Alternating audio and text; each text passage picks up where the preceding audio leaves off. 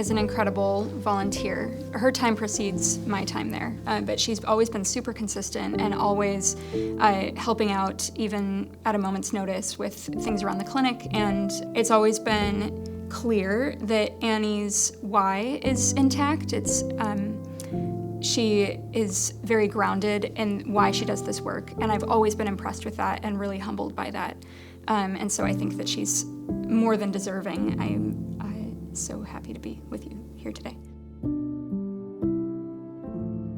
We're there to guide somebody along the way, but also to put them in complete control of what's happening. So it's almost like I'm like their fairy godmother for that time period, and I'm there for whatever they need. If they need a blanket, if they want me to sing to them, if they want me to pray with them, if they want me to get them a snack, if they're allowed to have a snack, if they need me to talk to their family member that's there that doesn't understand what's happening, if they need me to talk to their significant other because they don't understand how this could have happened to their partner, I'm there for that person, regardless of what it is.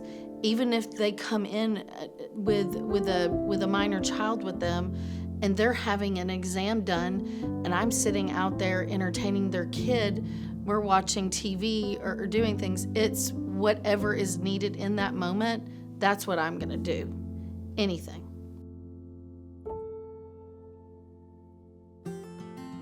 I feel like a normal volunteer shift looks a little bit differently for me because I use social media to spread the word about youth villages and then to be a connector to find volunteers, people that want to help youth villages in different ways, and then also find friends that are on social media and have voices in that way to spread the word as well. And then for a couple of their campaigns, Backpack Heroes and Holiday Heroes specifically, I pretty much turn my house into a toy shop at Christmas time and a back-to-school center at back-to-school time, and help by shopping for kids for Christmas gifts and getting kids backpacks, and then we sort it and bring it over to youth villages. So it's kind of done mostly from home, so it's a little bit different, but I also love going into the office and seeing the big impact that it has when all the gifts and everything are there. And just like going off Backpack Heroes and how important that is, and especially a fun backpack and not a generic backpack. Because, you know, a lot of times when you have to buy in bulk, you just buy generic backpacks. But when our kids get to receive a new backpack, which many of them don't get to receive all the time, and it's something fun that they're proud to wear on their first day of school, and it might be a new school because they've entered foster care, and so it's a new school that they have to go to. It just gives them a little more confidence that they have something that everyone else, all of their other classmates have too. So it just, you know, it gives them that confidence they need to start the new school year off.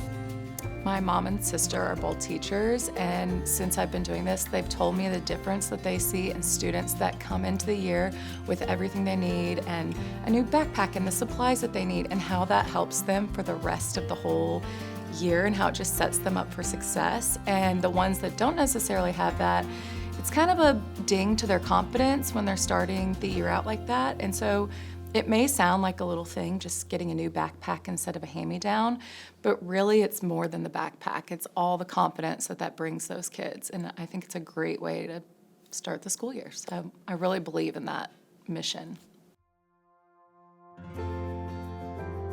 When Allison was probably 14 years old, she decided she wanted to volunteer with Vanderbilt Children's Hospital. She found out you had to be 16 to be a volunteer inside the hospital.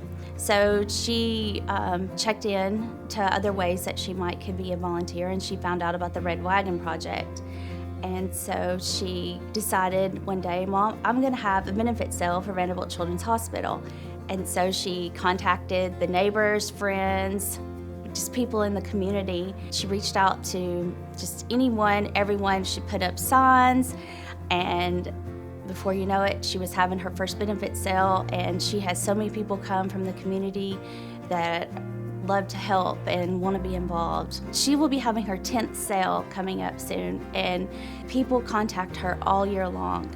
wanting to donate items. I've absolutely loved getting to involve the community every year. It really takes a village to bring this together. There's so many different families from throughout Hendersonville and the surrounding areas that donate items to be sold in the sale. Local businesses have donated anything like breakfast items and like lemonade and things like that to sell at the sale.